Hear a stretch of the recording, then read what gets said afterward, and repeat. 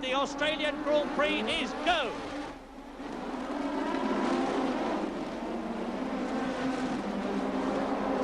And it's a magnificent start for Nigel Mansell, but Alan Jones is left on the grid. Alan Jones has stalled his engine and has failed to start with the rest of the field, and there he is getting away. But Nigel Mansell went through from second position on the grid, and now Ayrton Senna is right up with him. Keke Rosberg is third, Alboreto is fourth, and off goes one of the Williams, and it looks like Keke Rosberg to me. But no, it's Nigel Mansell's gone off. Keke Rosberg is in the lead on the first lap. Senna is second, Alboreto third, Prost, then Gerhard Berger in the arrows, then Nelson Piquet. Lap 4, Keke Rosberg, Senna, Alboreto, Prost, Berger. Now, in terms of British drivers, Derek Warwick is in 12th position, Martin Brundle is in 15th place, Nigel Mansell is into the pits, but it's Rosberg, the man who, and now Mansell has retired. And there is now a 9.5 second gap between Michele Alboreto and Alain Prost that you're looking at battling for third, and the race leader Keke Rosberg on lap 12 out of 82. And Helmut Berger is coming in, we think, for tyres. And Prost right up on top of Alboreto now and challenging. And Prost is through into third place, and that is significant because Prost was very quick this morning. Now that he's on his own, he's got clean air, his wings will work better. He'll be looking, and Alboreto is obviously in a bit of trouble because Zura follows him through. Rosberg leads, Senna second, Prost third, Zura fourth. De Angelis was fifth, but is now into the pits. So up to fifth position will come Piquet, which means both the Brabhams are in the top six. Behind Piquet, Niki Lauda, and then behind Niki Lauda is Alan Jones. And there is Nelson Piquet out of the Australian Grand Prix. Piquet has finished his last race for Brabham on foot. We've just had a message that Prost is in trouble. So where is Prost? The answer is that Prost is there. Look at this, Prost has blown it. Alain Prost has blown the tag engine or the turbo in the McLaren into the pits. That's the world champion. He was third. That means to say that Mark Zura goes back up to third position. Now, and Senna is right with Rosberg. 1.72 seconds is the gap on lap 33. Now we're going to see a battle royal, because Rosberg will know that Senna is there. He will have had a signal. He may have even been told on the radio. And his problem is that he's got to get past Warwick, which he's done. He's then got to get ahead of the car in front of him, which is Boutsen. He's got one. He's got the arrows as well. So Senna has cleared the problem. He now has only Rosberg to deal with in the immediate future. Jackie Stewart, who's forgotten more about Grand Prix racing than most of us know, said yesterday that in his opinion, Ayrton Senna was about 2 years off his prime. Oh, the big mistake from Senna. So, and that certainly would be what Jackie meant, because in 2 years' time he won't even do that. Bad tactics by Senna. Here we see it again, right up on the curb, and he could have damaged the car because he really gave it a big bouncing over that curb.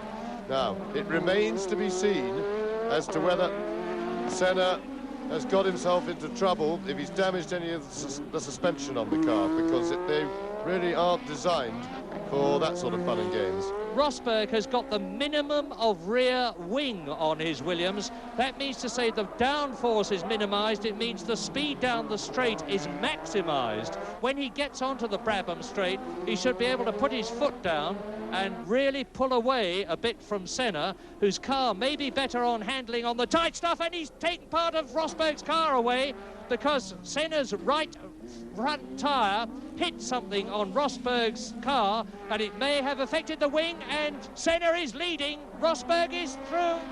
But Senna had knocked his front wing off. Rosberg was going for the pits, and Senna now only has one front wing on his car, and that may well affect his handling adversely. Here we see it again.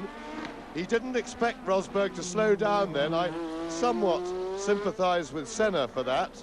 But you see there, the one front wing is missing, and that could well seriously affect the handling of Senna's car. Having lost his right front wing, and he's off. Senna is off onto the loose stuff. Is he going into the barrier? He disappears behind the stand. He magnificently rejoins the circuit, doing a bit of rally crossing, but his car now is going to be dramatically affected, and incredibly, the Brazilian, having been passed by two cars, waves furiously to his pits and is back on the circuit. And it really is, this is bad driving by Senna. He knows he's got a handling problem with the car. He's already found that out. We see it again. This is just a replay of what happened. Disappears behind the grandstand and out again. But when you know you've got a handling problem, you must adjust your driving accordingly. He's leading a Grand Prix. He's now lost both wings by the look of it, and he's got to go in for a new nose. He should have been going in that lap anyway. He had no business to be staying out. That's Mark Sierra stopped, so all of a sudden lots of drama in the Australian Grand Prix at Adelaide. Keke Rosberg is now catching Ayrton Senna, having been into the pits to get new tyres, and Senna in the stricken JPS Lotus is about to lose the lead that he fought so hard to gain, because he's got real handling trouble with no front wing at all, and Rosberg is just going to drive past him superbly. Look at him. Senna is trying, but not good enough, and back into the lead on lap 44 goes Keke Rosberg, and into the pits comes Ayrton Senna. This has lost the race, I predict, for Ayrton Senna. The new nose is on, and let us hope that the wing is adjusted properly and not to affect the downforce. And now Niki Lauda looks as though he is moving up. He's moved up into second place on lap 45. Rosberg leads, Lauda is in second place, and Senna is down to third. Rosberg ahead, and Senna going for second. And Senna taking second from Niki Lauda, who doesn't attempt to move across and close the door, and the Brazilian is back into second place, which, except for that two-lap lead, is the highest he's yet been, and he is now 30 seconds plus, more than 30 seconds behind Keke Rosberg. And Rosberg is back in the pits. Yes, Keke Rosberg back in the pits. The left front is jammed on, and Senna has gone through. So Senna is back in the lead, but I tell you what, Niki Lauda is right behind Senna, and Lauda, I suspect, is the healthier of those two, because he's not in tire trouble. I think Senna's going to have to come back in. Lauda is a bit close. He wants to get a slingshot at Senna, but he's better positioned than he was on the last lap, and I think he's going to be able to duck out. Yeah, here he comes. Senna's not fighting back because he knows that he's in tire trouble, and Lauda looking supremely smooth. Of course, the other thing is Lauda can afford now to drive hard on his tyres, which the others can't, because they've got that much meat off them. They don't have the same potential heat build-up. Race leader, Niki Lauda, and off he goes. Niki Lauda's lost it, and he's completely smashed the front of the car, and he will reverse out, because it looks to me as though he hasn't damaged the left front suspension. Let's look at it again. Lauda off, up onto the curbing, trying to avoid the concrete wall, but he's smashed the left suspension. Lauda is out. And there he goes. Senna slows, and Rosberg goes through, and Keke Rosberg again rightly leads the Australian Grand Prix, and I think Senna's race is over. He's slowing right down. He's blown it. The turbo has gone on Ayrton Senna's Renault engine. Look at this. Now, is Streiff going to defer to the team leader, Jacques Laffite? I doubt it. It's end of term.